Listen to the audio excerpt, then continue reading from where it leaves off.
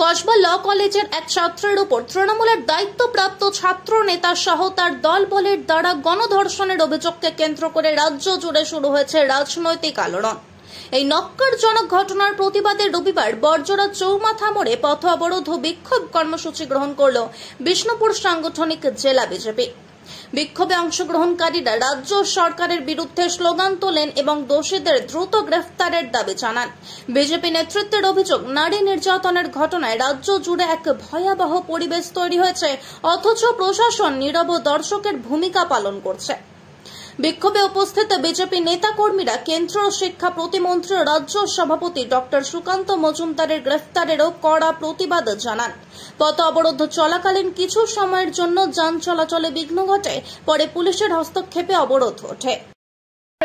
আজকের কর্মসূচি হচ্ছে কসবায় যে কলেজ ছাত্রীকে ধর্ষণ করা হয়েছে এবং সেখানে তৃণমূলের ছাত্র পরিষদ নেতা জড়িত আছে, তার বিরুদ্ধে গতকাল আমাদের পশ্চিমবাংলা রাজ্যের সভাপতি ভারতীয় জনতা পার্টির কেন্দ্রীয় শিক্ষা প্রতিমন্ত্রী ডক্টর সুকান্ত মজুমদার যখন আন্দোলন করে, পুলিশ তাকে গ্রেপ্তার করে এবং সেই গ্রেপ্তারের সাথে সাথে সারা রাত লালবাজারে তাকে আটকে রাখা হয়।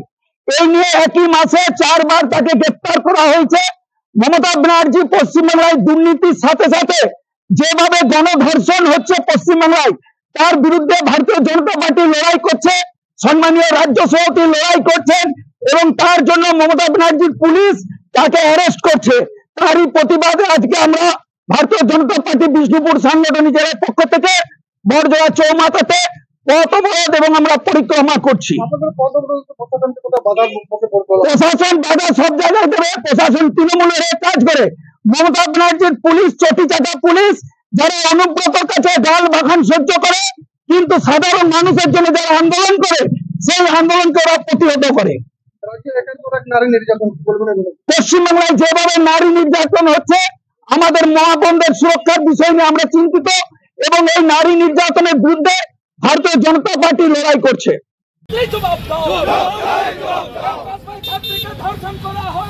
মুখ্যমন্ত্রী জবাব দাও, জবাব দাও।